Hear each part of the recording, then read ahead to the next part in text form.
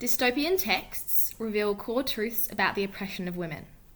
This video essay aims to compare Brave New World, The Handmaid's Tale, The Orchid Nursery, and The Children of Men in order to demonstrate the ways in which women are oppressed. In Brave New World, The Handmaid's Tale, and The Orchid Nursery, women's reproductive rights are controlled by their respective dystopian societies. In The Handmaid's Tale, women are only valued for their reproductive capacities, and their worth is determined by how many children they can give birth to. Forced impregnation and sexual rituals are deemed normal and necessary.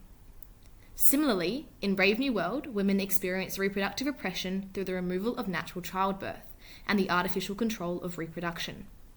Women are also stripped from having the right to have a biological connection with their baby, which in turn takes away their reproductive rights. In The Handmaid's Tale, after the woman gives birth, she is sent away to a new house, where she is forced to become pregnant again, and her baby is raised by the commander and his wife. In Brave New World and The Handmaid's Tale, we can see that the women in these texts are not allowed to experience the connection between mother and child. Further, in The Orchid Nursery, women are trained from birth to serve men. Their reproductive rights are controlled by the state, and women are forced into certain roles depending on whether or not they are fertile. In Brave New World, modern technology allows for certain reproductive procedures to be introduced. This relates directly to sterilization.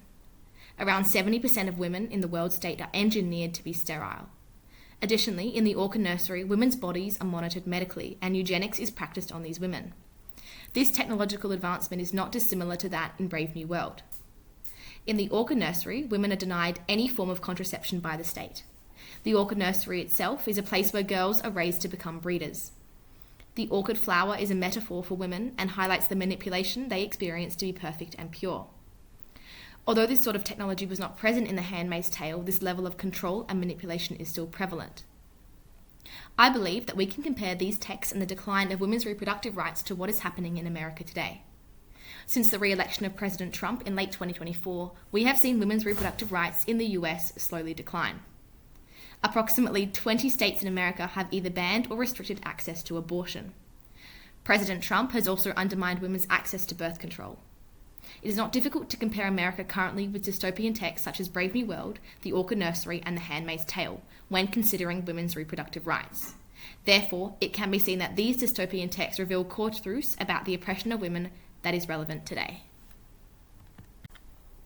Both dystopias maintain power through the strategic denial of knowledge, keeping women ignorant and submissive by limiting their access to an education and leadership.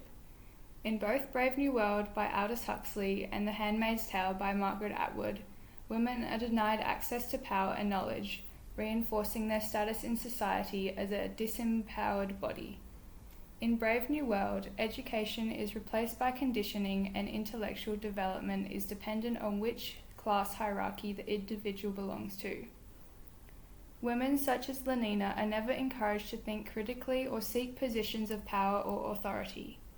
The most powerful characters in the world state, such as Mustafa Mond, are all men, and there is no women who are permitted to achieve such a status. The absence of women in leadership reveals that their intellectual potential is deliberately deprived. Women are additionally conditioned to embrace promiscuity and reject the seemingly foreign concept of traditional family structures. This conditioning is reinforced through hypnopedia, a form of sleep teaching, which enforces the values of the world state from a young age, limiting their capacity for independent thought, as they are never given the opportunity for a true education to begin with. The Handmaid's Tale imposes its restrictions on women through a religious government rather than scientific conditioning. In the Republic of Gilead, women are not only denied access to leadership roles, but they are also prohibited from reading and writing, as well as being viewed and valued as reproductive vessels, and their education is deemed as not only unnecessary but also dangerous to the stability of the state. Consequently, this deliberate deprivation of knowledge is a key mechanism of control, limiting women's understanding of the world and their abilities to resist oppression.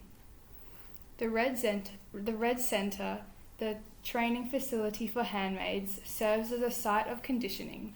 where handmaids are taught to accept their roles, where they are stripped of their names, their identities, and their past lives, and are belittled to their reproductive functions. The Gilead government understands that ignorance is a powerful tool for maintaining control, and by denying women's access to education, they effectively silence their voices and prevent them from challenging the dystopian society. By removing women's access to knowledge, Gilead ensures that they cannot resist or even fully understand the system that oppresses them. These forms of control are not confined to fiction. It is a devastating reality for women in many parts of the modern world. Across various regions, particularly in the Middle East and Central Asia, women continue to face barriers to education, political participation, and leadership. In Afghanistan, following the Taliban's return to power in 2021, girls have been banned from secondary and higher education, and women are largely excluded from the workforce and public life. Similarly, in countries like Iran, women face limitations on public expression and academic freedom, with female students and activists often arrested for protesting or advocating for their rights. These real-world examples reflect the same mechanisms of control seen in The Handmaid's Tale and Brave New World. By restricting access to education and leadership, patriarchal systems maintain male dominance and aim to prevent women from questioning or challenging their status. The denial of knowledge becomes not such a consequence of oppression, but a deliberate strategy to sustain it. In The Handmaid's Tale, Brave New World, and The Children of Men, themes of oppression, control, and manipulation of women lead to a loss of individual freedom and liberty. Margaret Atwood's The Handmaid's Tale presents a theocratic regime where women are stripped of their rights and identities. The protagonist, Offred, is reduced to her reproductive function, serving as a handmaid to bear children for the ruling class. The colour red symbolises fertility, blood, and passion, while white represents purity and submission. Together, these colours depict the duality of women's roles in Gilead, as vessels for reproduction and as symbols of the state's control over their bodies. Renaming women as of and the name of their male owner erases personal identity and reinforces patriarchal control. This practice shows the reduction of women to mere property within the societal structure. The eyes, the secret police, symbolise the pervasive surveillance and control exerted over individuals. Their omnipresence reflects the state's intrusion into personal lives and the suppression of dissent. Offred's journey reflects the profound loss of individuality as she navigates a society that defines her solely by her reproductive role. In Aldous Huxley's Brave New World, the world state shows natural reproduction as obsolete. Women are conditioned to view motherhood as obscene and reject any maternal instincts.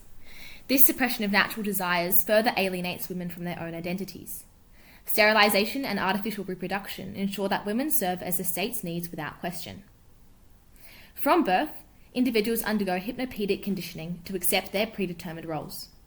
Women are taught to embrace promiscuity and consumerism, internalising their status as subordinates. This conditioning reinforces traditional gender roles and suppresses any desire for autonomy. Characters like Lenina and Linda serve as reflections of the society's treatment of women. Lenina embodies the ideal citizen, conforming to societal norms without question. In contrast, Linda's experiences highlight the consequences of deviating from these norms, as she faces ostracization and degradation. The world state employs genetic engineering and psychological conditioning to maintain societal stability. Women are conditioned from birth to accept their roles without question, ensuring a conformist society. Through hypnopedic learning and Pavlovian conditioning, individuals are trained to conform to societal expectations. This process symbolises the suppression of personal identity in favour of collective stability.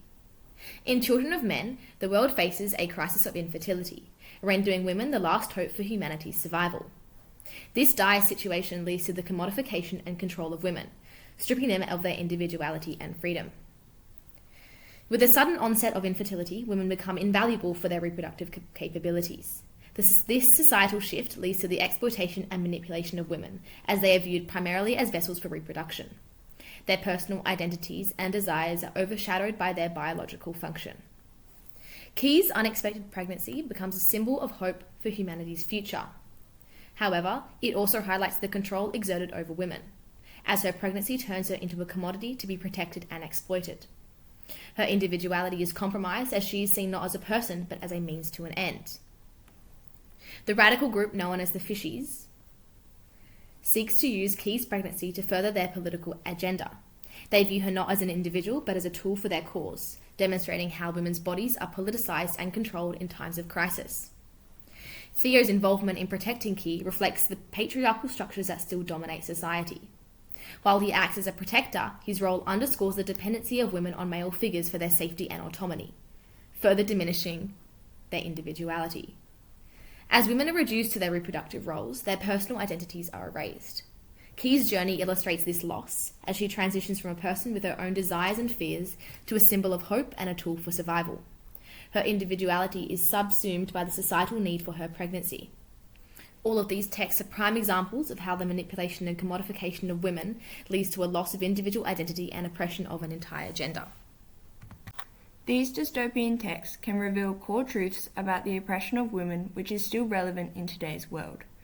We can see this through the decline of women's reproductive rights, the lack of access to power and education, as well as the control and manipulation that leads to the loss of individuality for women confined by these narratives.